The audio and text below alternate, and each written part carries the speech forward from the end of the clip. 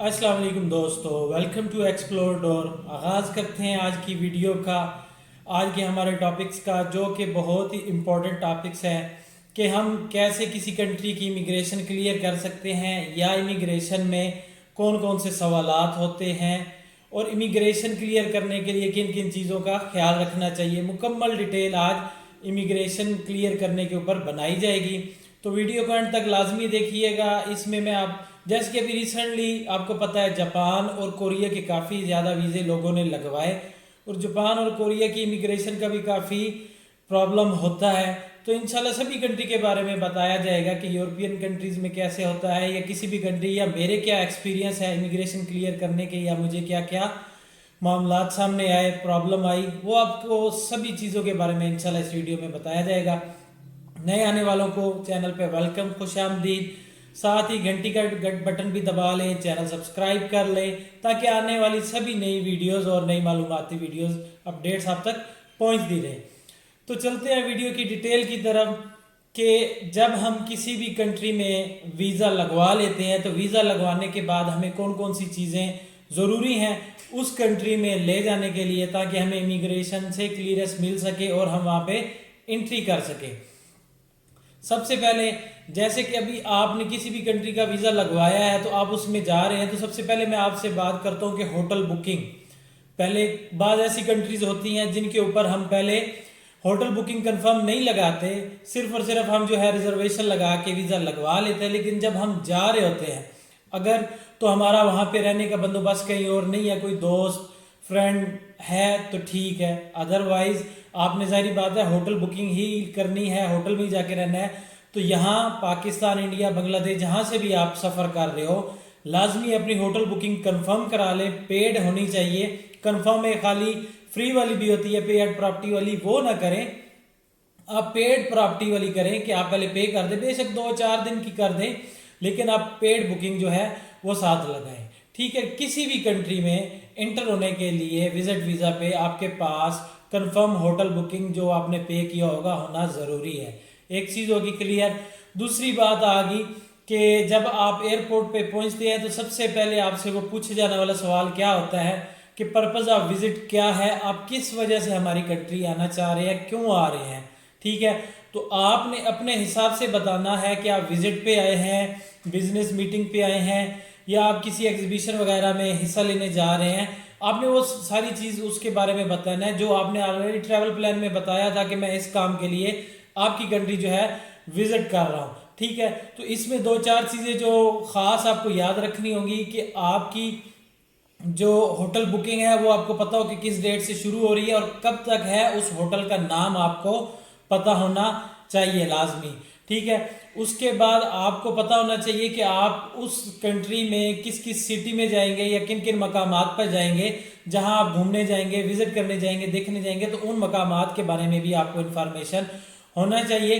क्योंकि अभी आपको एक छोटा सा वाकया बताता हूँ कि एक बंदे ने अभी जापान का वीज़ा अप्लाई किया था, वीज़ा लग गया। वीज़ा लगने के बाद जब वो इमिग्रेशन पे वहाँ मतलब ट्रैवल करके गया जापान में, तो इमिग्रेशन ने उससे क्या सवाल पूछे ये देखे, उसने अपनी डॉक्यूमेंट्स वगैरह के बारे में पूछा, उसने बता दिया। फिर उसने पूछा कि अच्छा जी आप जापान में फलां सिटी में जा रहे हो, आपने फलां टावर का जिक्र किया, तो आप उस टावर के बारे में बताओ, उसकी लंबाई कितनी है, हाइट कितनी है, चौड़ाई कितनी है। उसने बोला भाई इन चीज़ों को तो मुझे नहीं पता, मैं जाके देखूंगा तो तब। तो ऐसी चीज़ें भी बाज़ दफ़ा वो पूछ लेते हैं। आप वही चीज़ें अपने ट्रैवल प्लान में लिखें या वही चीज़ों का जिक्र करें जिनके बारे में आपको मुकम्मल मालूमात हो, तो ये लाजमी ज़हन में रखें। अच्छा जी, उसके बाद आपको ये भी पता होना चाहिए कि आपकी वापसी किस एयरलाइन से है। ठीक है, किस डेट को है। ठीक है, पाकिस्तान में किस सिटी में आपने दोबारा वापस आना है, तो ये चीज़ भी लाजमी रखें। इसके बाद एक बहुत बड़ी चीज़ आती है, वो आती है शो मनी। ठीक है, तो सबसे पहले तो मैं आपको एक बता दूं कि जो लोग भी ट्रैवलर हैं, बाकायदा प्रॉपरली ट्रैवलिंग कर रहे हैं, वो लोग लाजमी मैं उनसे कहूँगा कि 2000, 3000, $4000 जितने पॉसिबल हैं वो लेके प्रॉपरली रख लें, ताकि आप कभी भी ट्रैवल करना चाह रहे हो तो वो आपके पास पड़े हों और आप इजीली आसानी से वो पैसे उठाए। शो मनी को आप शो मनी रहने दें। ठीक है, उसको कभी यूज़ ना करें। ठीक है, करने हैं वो आपकी मर्जी है। मैं वैसे जो प्रॉपर ट्रैवलर हैं, बाज़ दफ़ा में पाकिस्तान से डॉलर भी नहीं मिलते एक्सचेंज वाले, इसलिए आप पक्के रख लें कि शो मनी के तौर पे आप जब भी जाना हो वो आप रख लें, अलहदा पैसे बाकी रख लें जो आपने वहाँ लगाने हैं, ठीक है। तो शो मनी किसी भी कंट्री में एंट्री होने के लिए $1000 से लेके 3, 4, 5 हज़ार तक होने चाहिए। हर कंट्री की अपनी रिक्वायरमेंट्स होती है, लेकिन कम से कम आपके पास $2000 होना ज़रूरी है किसी भी कंट्री में। छोटी कंट्रीज है तो चलो 1000 में भी काम चल जाएगा, लेकिन जो बड़ी कंट्रीज होती हैं उनमें आपकी शो मनी कम से कम आपके पास $2000 होना चाहिए। और जिन लोगों के ऑलरेडी मतलब ATM कार्ड हैं, ठीक है, जिन लोगों के वीज़ा कार्ड हैं, वो इंटरनेशनल ट्रांजैक्शन वगैरह उनके ऊपर एक्टिव नहीं है, तो अपनी एक्टिव करवा के जाएं, ताकि इन केस एमरजेंसी आपको वहाँ यूज़ करने पड़े तो आप आसानी से वो इस्तेमाल कर सकें, वो आपके काम में है। और आप किसी भी जगह पे अपना बैलेंस उनको शो करा के पैसे वहाँ निकलवा भी सकते हैं। तो ये चीज़ लाजमी अपने जहन में रखें। अच्छा जी, इसके बाद आपसे ये भी पूछा जा सकता है कि अभी आपकी एक कंट्री से दूसरी कंट्री में आप जा रहे हैं। मसलन मैं अपना आपको एक्सपीरियंस बताता हूँ कि मैं गया था तुर्की, ठीक है। तुर्की से मेरी साउथ अफ्रीका की फ़्लाइट थी। तुर्की में मैं रहा हूँ 8-10 दिन, तो तुर्की में मैंने शॉपिंग भी की, ठीक है। तो जब तुर्की में मैंने शॉपिंग की तो तुर्की से जो शॉपिंग की हुई थी अब वो मैंने बाज़ार में चलते फिरते घूमते आगे से ले ली, कोई मतलब उसका वो रसीद वगैरह नहीं थी मेरे पास कि मैंने ये कहाँ से ख़रीदा है। तो जब मैं साउथ अफ्रीका एयरपोर्ट पे पहुंचा तो इमिग्रेशन ने मेरे से क्या सवाल पूछे वो भी आपको बता देता हूँ। सबसे पहले उन्होंने मुझसे यही पूछा कि आपका पर्पज़ ऑफ विजिट क्या है। तो मैंने कहा मैं ट्रैवलर हूँ, ठीक है, विजिटर हूँ, आपकी कंट्री को एक्सप्लोर करने आया हूँ, साथ ही साथ मैं यूट्यूबर हूँ, आपकी कंट्री के बारे में डिफरेंट वीडियोस बनाऊंगा और लोगों के साथ वो शेयर करूंगा, ठीक है। तो जो इमिग्रेशन काउंटर था वो मेरा क्लियर हो गया, उन्होंने मुझे बड़े अच्छे तरीके से वेलकम किया और आगे भेज दिया।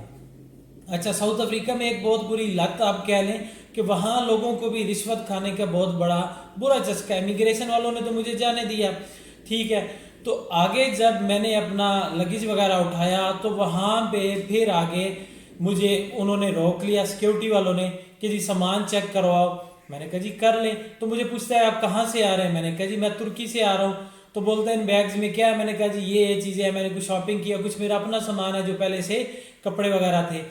तो वो बोलता जी ये जो सामान आप लेके आए हो इनका आपके पास सबूत है कि आपने तुर्की से खरीदा है या इतने पैसों का खरीदा है। उसने मुझे पूछा कि ये कितने की शॉपिंग की है। तो मैंने उसको बताया कि इतने की मैंने की है। तो उसने बोला कोई सबूत है। मैंने कहा सबूत तो कोई नहीं है। तो बोलता जी आपको टैक्स लगेगा, हमें नहीं पता कि आपने चीज़ कितने की खरीदी है, आपको टैक्स देना होगा। तो मैंने उसको बोला कि भाई इतनी टैक्स वाली तो ये चीज़ें हैं ही नहीं, छोटी छोटी चीज़ें हैं। लेकिन वो बंदे के साथ मेरी कम से कम 25-30 मिनट बहस होती रही। उसने बोला जी टैक्स देना होगा, अगर कंप्यूटर में ये चीज़ें मैं डालता हूँ वो जो टैक्स बनेगा वो तुम्हें देना होगा। तो वो मुझे आइडिया था कि ऐसे तो इसने टैक्स ज़्यादा बना देना है, इनकी चीज़ों की कीमत ज़्यादा लगा के। तो फिर मुझे बोलता कि अगर वो वैसे नहीं करना तो $100 जो है मुझे टैक्स दे दो। मैंने कहा भाई $100 तो बहुत ज़्यादा है, ठीक है। तो जैसे हम बाजार में जाते हैं कोई भी चीज़ लेने के लिए तो शॉपकीपर के साथ हम बार्गेनिंग करते हैं। तो मैंने उसके साथ बार्गेनिंग वाला काम किया। मैंने $1-2 से शुरू किया, $5-10 तक गया, ठीक है। फिर मैंने उसको $20 ऑफर किया। उसने कहा भाई फाइनल बात ये अगर तुम वाकई जाना चाहते हो तो $50 दो और जाओ। इस तरीके से मुझे एंट्री मिली है। तो आप लोग भी मोहतात रहें, ये चीज़ें ज़हन में रखें कि ऐसी चीज़ें आपके साथ आ सकती हैं। जेन्युइन ट्रैवलर हैं, आपके पास जेन्युइन सारे लीगल डॉक्यूमेंट्स होने चाहिए।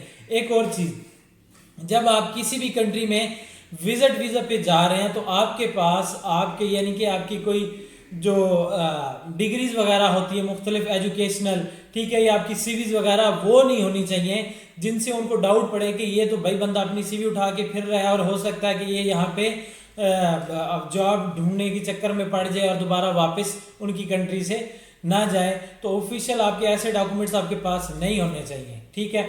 इसके बाद आपके पास आपने जो होटल बुकिंग की है उसके डॉक्यूमेंट्स होने चाहिए। ट्रैवल इंश्योरेंस लगाई है उसके डॉक्यूमेंट्स आपके पास होने चाहिए। ट्रैवल प्लान जो आपका है वो लाजमी आपके पास होना चाहिए। जो जो चीज़ें आपने वीज़ा लगवाने के टाइम उनको दी थी, बेसिक ट्रैवल प्लान आपने चेंज कर लिया है, लेकिन वो सब चीज़ें आपके पास इन डॉक्यूमेंट्स आपके पास रिटर्न में होनी चाहिए कि आप दिखा सकें। आप लाजमी अपनी बैंक स्टेटमेंट भी साथ लेके जाएं।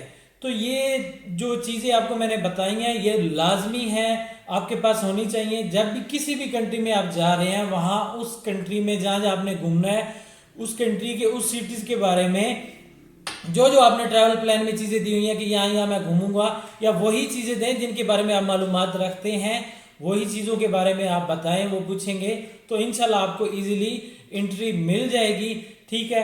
बाज़ दफ़ा क्या होता है कि लोग जाते हैं, कहते हैं जी ये मैंने कर लिया, वीज़ा तो लेना, मैं कहता हूँ 50% वीज़ा लेना होता है और 50% आपको इमिग्रेशन क्लियर करना होता है, क्योंकि काफ़ी ज़्यादा ये लास्ट मंथ से लोगों को इमिग्रेशन ने डिपोर्ट किया, और आगे अभी जैसे न्यू ईयर के प्लान वाले काफ़ी ज़्यादा लोग होंगे जो अभी जा रहे हैं या जाने वाले हैं। तो जो जो चीज़ें मैंने आपको बताई हैं ये चीज़ें प्रिपेयर कर लें, और जो आप सारी चीज़ें ले जाते हैं अपने, यानी कि कपड़े, शूज़, जूते वगैरह, वो भी आपके पास सिलेक्टेड से पूरे से हों, वहाँ के मौसम के मुताबिक हों। ये ना हो कि वहाँ पे सर्दियाँ चल रहे हो, कपड़े आपने गर्मियों के उठाए हुए हों, वो भी आप देख के लाजमी ले जाएं। और शॉर्ट सा हो, एक बैग आपके लिए हैंड कैरी एक कर लें छोटा सा, ठीक है। बाकी आपका एक बैग काफ़ी होता है जिसमें आपके जूते शूज़ वगैरह हों। तो ये चीज़ें आप लेके जाएं ताकि आप आसानी से इमिग्रेशन क्लियर कर सकें। बाज़ दफ़ा वो आपका पूरा सामान प्रॉपरली देखते हैं, पाकिस्तानियों को वैसे भी वो साइड पे कर लेते हैं, क्योंकि हमारे काम ही ऐसे हैं। काफ़ी लोग मंशियात लेके जाते हैं या 2 नंबर तरीके से एजेंट से जा रहे होते हैं, वीज़ा फेक होता है, ऐसी चीज़ें होती है, इसलिए वो काफ़ी वेरिफिकेशन करते हैं। अपने आप को इन सब चीज़ों के लिए प्रिपेयर करके ले जाएं ताकि आपको मसला ना हो। मज़ीद अगर इस बारे में आपको किसी भी किस्म की इंफॉर्मेशन चाहिए हो तो आप मुझे कॉल कर सकते हैं, व्हाट्सअप कर सकते हैं या मुझे मेल कर सकते हैं। अगर आपको मेरी ये वीडियो अच्छी लगी हो तो लाइक, सब्सक्राइब, शेयर ज़रूर कीजिएगा। कमेंट्स में अपनी कीमती आराज़ से भी ज़रूर बताया कीजिएगा। Thank you.